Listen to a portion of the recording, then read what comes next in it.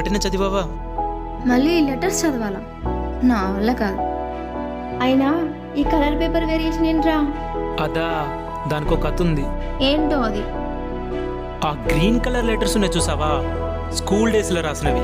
ఆ red colour letters ఉన్నాయి చూసావా, కాలేజ్ డేస్లో రాసినవి. ఆ ఎల్లో కలర్ లెటర్స్ ఉన్నాయి చూసావా, అవి ఇప్పుడు రాసినవి.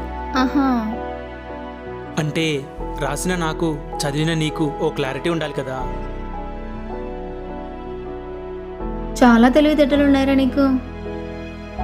Thank you. ఆ లెటర్లో ఉన్నదంతా నా మనసులో ఉన్నది. ఒక్కటైనా చదివావా? లేదు, చదవాలని కూడా లేదు.